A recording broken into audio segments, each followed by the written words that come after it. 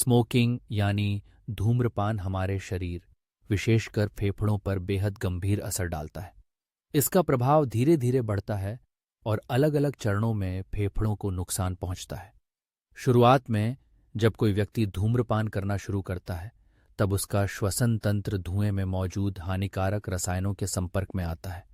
इससे फेफड़ों की भीतर की सतह को ढकने वाली पतली परत, जिसे सिलिया कहा जाता है, कमजोर पड़ने लगती है। सिलिया का मुख्य कार्य हानिकारक कणों और बलगम को बाहर निकालना है, लेकिन धूम्रपान के कारण उनकी कार्यक्षमता कम हो जाती है। समय के साथ फेफड़ों में क्रॉनिक ब्रोंकाइटिस जैसी समस्याएं विकसित होने लगती हैं। इस अवस्था में व्यक्ति को लगातार खांसी और बलगम की समस्या रहती है। फेफड़ों की वायु कोशिकाएं, जिन्हें ऑल्वियोली कहा जाता है, धुएं के रसायनों से क्षतिग्रस्त होकर सिकुड़ने और फटने लगती हैं।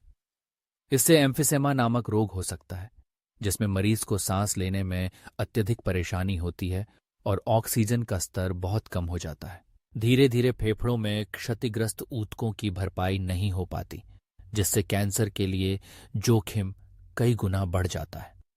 स्मोकिंग के कारण फेफड़ों में कोशिकाएं अनियंत्रित रूप से बढ़ना शुरू कर देती हैं और यही फेफड़ों के कैंसर का मुख्य कारण बनता है।